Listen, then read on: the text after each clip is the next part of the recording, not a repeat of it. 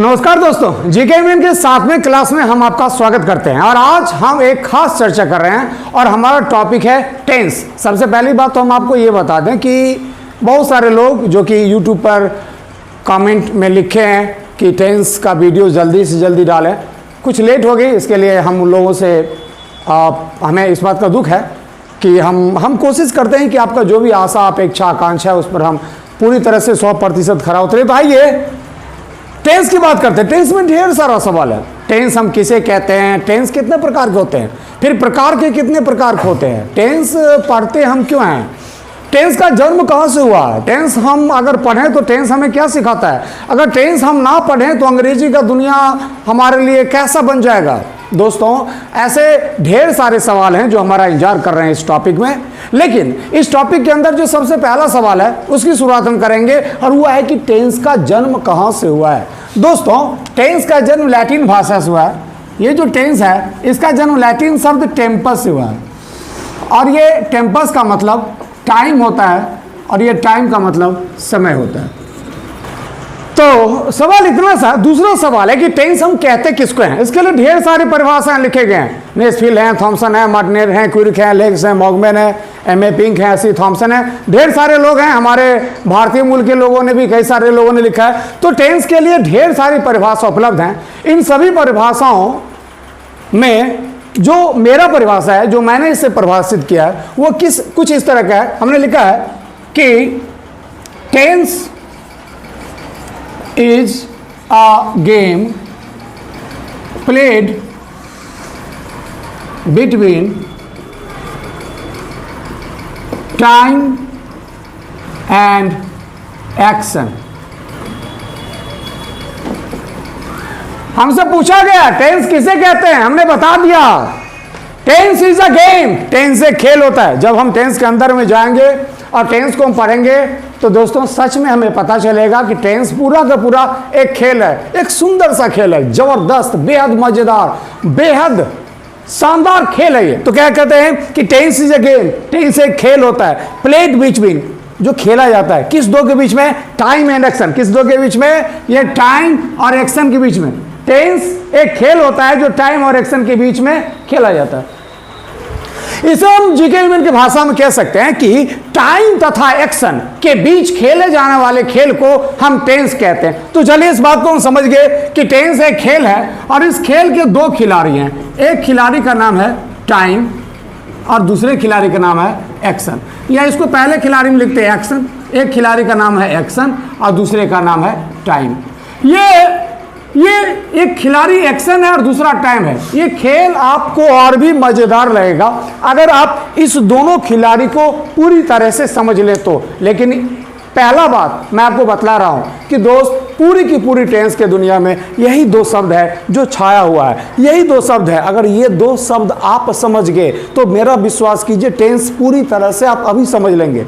Tense में यही दो शब्द होता है जो समझना होता है हर किसी के लिए। तो आइए, जब जहां तक एक्शन की बात है, तो एक्शन हम किसको कहते हैं। एक्शन का मतलब होता है क्रिया। एक्शन का मतलब क्या होता है, क्रिया।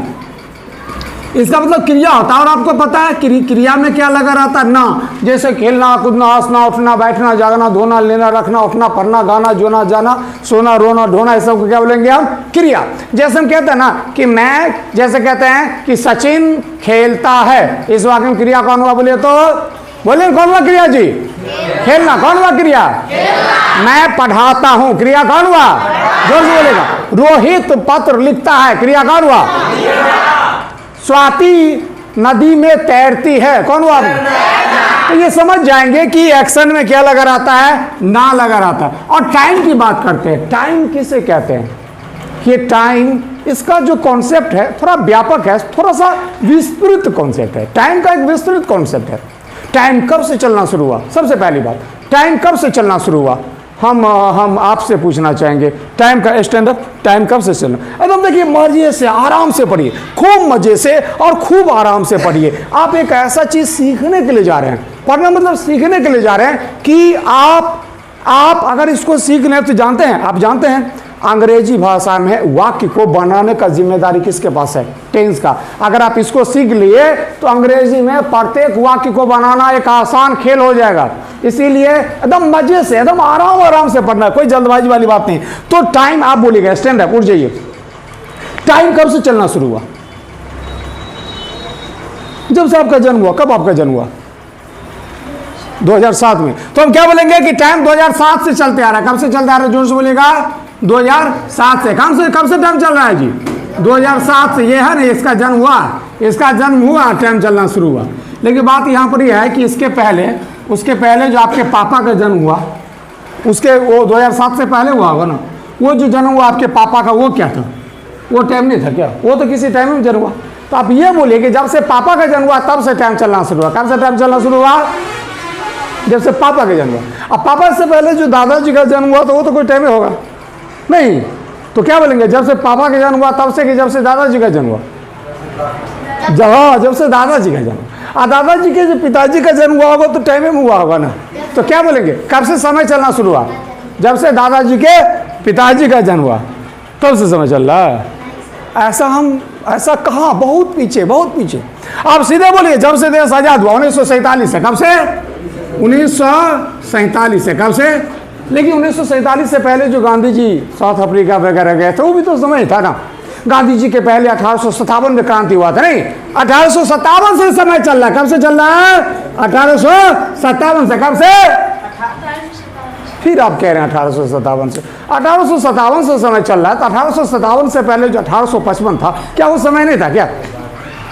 हम पीछे हम जाएंगे कब से? ईस्वी से। कब से? ईसा मसीह का जब से जन्म हुआ। कब से? तब से ईस्वी हुआ ना। हाँ, तो ईसा मसीह ईस्वी जब से हुआ, ईस्वी से। लेकिन ईसा मसीह के पहले समय नहीं था क्या? उसके पहले भी समय था। आपको और पीछे जाना पड़ेगा। यानी कि जब धरती जैसा कि भारतीय वैज्ञानिक कहते हैं कि ये धरती सूर्य से छिटका था, सूरज का एक टुकड़ा है धरती। तो जिस दिन सूरज से ये पृथ्वी छिटका, अर्थ आया, जिस दिन छिटका उसी दिन से समय चलते आ रहा। बात यह है कि क्या उसके पहले समय नहीं था क्या? था ना। यानी कि समय अनंत काल से चलते आ रहा है। कब से चलते आ रहा है? अनंत काल से। और अभी कितना टाइम हुआ है? अभी कितना हुआ? आज कितना तारीख है बोलिए तो? कितना तारीख है? 9 तारीख। और ये 9 तारीख नहीं, 9 महीना क्या जी? 9/10/2021। कितना टाइम हुआ है? कितना? ये 4:27 यहाँ तक का समय गुजर गया, नहीं? और यहाँ पर आकर के समय अब रुक जाएगा। यहाँ पर क्या होगा? समय रुक जाएगा। क्या होगा? 4:27 में समय रुक जाएगा। क्या होगा? समय रुक जाएगा। अरे यार, 4:27 में 4:30 भी बजेगा, नहीं? हमको तो लगेगा कि लगता है कि 5 बजेगा। क्या? 5 बजेगा, नहीं? और 5 बजे समय रुकेगा। कितना बजे रुकेगा? नहीं, ये चलता रहेगा आज रात के 12 बजे तक। कब तक चलता रहेगा? कल भी होगा, नहीं? परसों भी होगा। ये चलता रहेगा टिक टिक टिक टिक टिक टिक जब तक हमारा जन्म है, 2060 तक। कब तक चलता रहेगा? 2060 तक। तो उसके बाद 61 नहीं आएगा, 62 नहीं आएगा। ये अनंत काल तक चलता रहेगा। यानी कि स्पष्ट मतलब ये हुआ दोस्त, इस बात को ये जीके मैंने आपको बता रहा, टाइम का concept. It is the beautiful concept of time. ये टाइम का एक सुंदर सा कॉन्सेप्ट है दोस्त। टाइम अनंत काल से चलते आ रहा है और अनंत काल तक चलता रहेगा। अगर आप इस टाइम के पूरे कॉन्सेप्ट को जीके ह्यूमन के निगाह से देखें तो हम इस निष्कर्ष पर पहुंचते हैं कि there are 3 aspect of time. Time के 3 पहलू होते हैं। One time which we have passed away, एक वो टाइम जिसे हम गुजार चुके हैं अब तक, इसे हम कहते हैं पास्ट टाइम। क्या कहते हैं इसे हम? Past time. And one time on which you are standing right now, और एक वो टाइम है जहां पर अभी हम खड़े हैं। ये जो टाइम है इसे हम क्या बोलेंगे? इसे कहेंगे प्रेजेंट टाइम। क्या बोलेंगे इसे हम? Present time. इसे कहते हैं प्रेजेंट टाइम। और एक time which we are waiting for, एक वो समय जिसका हम इंतजार कर रहे हैं, इसको कहते हैं फ्यूचर टाइम। क्या बोलते बोले तो? Future time. यानी कि वो समय जो अभी तक का जो समय गुजर गया, वो पास्ट टाइम, जिस समय में अभी हम खड़े हैं वो प्रेजेंट, और जो आगे का समय उसको क्या बोलेंगे? Future time. यानी कि इस दृष्टिकोण से there are 3 aspect of time: present time, past time and future time. Similarly past time is called past tense, present time is called present tense and the future time is called future tense। इसी दृष्टिकोण से जब हम tense की बात करते हैं तो हम ऐसे लिखते हैं कि there are 3 main tenses। There are 3 main tenses. Main tense कितना होता है बोलिए तो 3। ये तीन है, 1 2 एंड 3। जो पहला उसको कहते हैं प्रेजेंट टेंस। क्या बोलते बोलिए तो प्रेजेंट टेंस। क्या बोलते जोर से बोलेगा दोस्त? दूसरे को कहते हैं पास्ट टेंस। जोर से बोलेगा।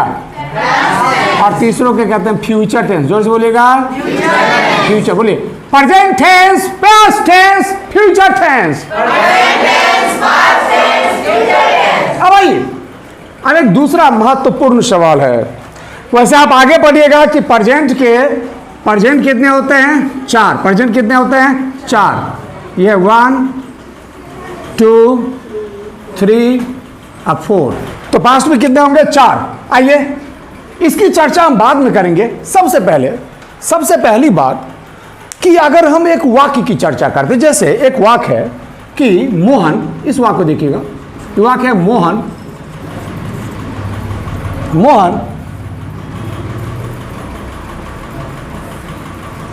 सुबह, मोहन दौड़ता है।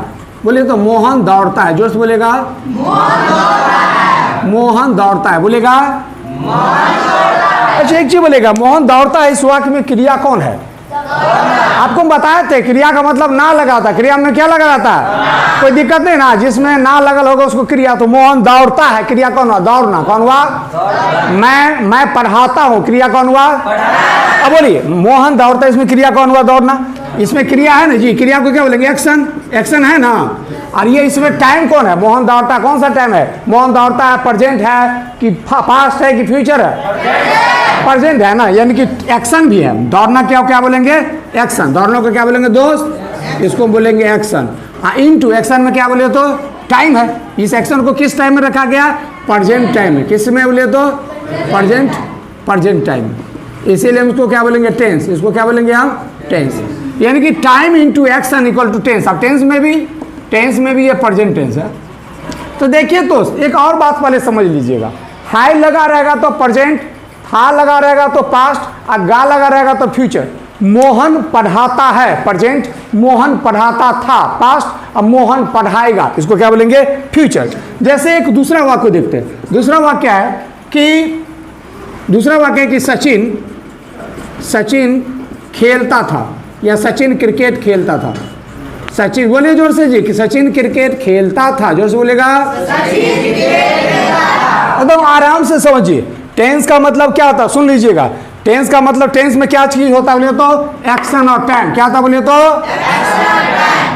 यानी कि हमने लिखा है ना कि टेंस क्या है? समय। टेंस किसको कहते हैं? तो क्रिया तथा समय के बीच खेले जाने वाले, समय क्रिया तथा समय के बीच खेले जाने वाले खेल को टेंस कहते हैं। टेंस कहते हैं। आप सुनिएगा, एक बात समझिएगा कि टेंस में दो चीज होता है। कि टेंस में कितना चीज होता है बोलिए तो? यानी कि इसको आप ऐसे बोलिए ना, इसको आप ऐसे ही बोल सकते हैं कि एक्शन बोलिए तो, बोलिए जोर से, action into time equal to tense. ये बात बुझिए, टेंस का इतना ही मतलब होता है। टेंस का बस इतना मतलब आप समझ लीजिए, पूरा विश्व समझ जाइएगा। Action into time equal to tense. यानी कि एक्शन का मतलब क्या हुआ? क्रिया। यानी कि किसी क्रिया को किसी समय में व्यक्त करना टेंस कहलाता है। हम इसको ऐसे भी, इसी परिभाषा को लिखने का ये तरीका हुआ। इसी को लिखने का एक दूसरा तरीका हम यहाँ पर आपको लिख देते हैं। क्या लिखेंगे? बोले क्रिया को किसी समय में व्यक्त करना टेंस कहलाता है। बुझा जी? मतलब ये हुआ कि किसी क्रिया को किसी समय में व्यक्त करना टेंस कहलाता है। जैसे देखिए इस वाक्य को, सचिन क्रिकेट खेलता था। इस वाक्य में क्रिया कौन हुआ? खेलना। क्रिकेट खेलना क्रिया हुआ। ये जो खेलना क्रिया हुआ। इसमें कोई क्रिया को हम एक्शन लिखते हैं, ठीक है दोस्त? एक्शन ऐसे बोलिए। इसमें कोई टाइम भी है? खेलता था, कौन टाइम है? पास्ट। यानी कि इस एक्शन को किस टाइम में रखा गया है? Past time. इसीलिए इसको क्या बोलेंगे हम? टेंस। क्या बोलेंगे दोस्त? टेंस। तो आइए अब जानते हैं कि मेनली टेंस कौन कौन होते हैं। तो आइए दोस्तों, बात है काइंड्स ऑफ टेंस, यानी कि टेंस कितने प्रकार के होते हैं। हम काइंड्स ऑफ टेंस की बात करते हैं, काइंड्स ऑफ टेंस। दोस्तों अगर काइंड्स ऑफ टेंस की बात करें तो इसमें हमें जानना चाहिए कि जो ट्रेडिशनल इंग्लिश ग्रामर है, जो परंपरागत इंग्लिश ग्रामर है, उसमें टेंस के 3 पार्ट बताए गए हैं, प्रेजेंट टेंस, पास्ट टेंस और फ्यूचर टेंस। तो जो मॉडर्न इंग्लिश ग्रामर है उसमें 2 ही टेंस लोग पढ़ते हैं, present tense and past tense. अब सवाल है हम क्या करें, जीके में आपके साथ क्या करें। तो दोस्तों आइए हम स्पष्ट रूप से आपको बताना चाहते हैं कि हम आपके साथ 2 टेंस का डिस्कस कर रहे हैं, प्रेजेंट टेंस और पास्ट टेंस का। जहां तक फ्यूचर का बात है तो इसके लिए फ्यूचर में जो शैल विल होता है, जिसे हम मोडाल्स वर्ब कहते हैं, तो मोडाल्स एक अलग टॉपिक है और उसमें शैल विल से संबंधित सारे के सारे वाक्यों का और सारे के सारे कॉन्सेप्ट्स का सुंदर ढंग से वहां पर डिस्कस किया जाता है। तो हम ये नहीं कह रहे कि फ्यूचर टेंस हम नहीं पढ़ेंगे, फ्यूचर टेंस में जो वाक्य होते हैं उसे हम पढ़ेंगे, उसे हम मोडाल्स में पढ़ेंगे, मोडाल्स के तौर पर पढ़ेंगे। वो ज़्यादा कॉन्सेप्चुअल है, वो ज़्यादा प्रभावशाली है और आपको सीखने के लिए वो ज़्यादा सही है। तो आइए दोस्त, हम अभी काइंड्स ऑफ टेंस की बात करें तो मेन रूप से कितने होते हैं, तो क्या बोलेंगे, देयर आर 2 मेन टेंसेज। जोर से बोलेगा, देयर आर 2 मेन टेंसेज। बोलिएगा एक बार फिर से, एक को क्या बोलेंगे, प्रेजेंट टेंस। बोलिएगा प्रेजेंट टेंस, जोर से बोलेगा। और दूसरे को क्या बोलते हैं, दूसरे को बोलते हैं पास्ट टेंस, पास्ट टेंस। अब हम बात करेंगे काइंड्स ऑफ प्रेजेंट का। किसका बात करेंगे, काइंड्स ऑफ प्रेजेंट। तो काइंड्स ऑफ प्रेजेंट की बात करें तो प्रेजेंट कितने होते हैं दोस्त, 4। कितना होता है, 1 2 3 एंड 4। जो सबसे पहला है, जोर से बोलेगा, सिंपल प्रेजेंट। ऐसे नहीं होगा जोर, और जो simple present, you should speak loudly.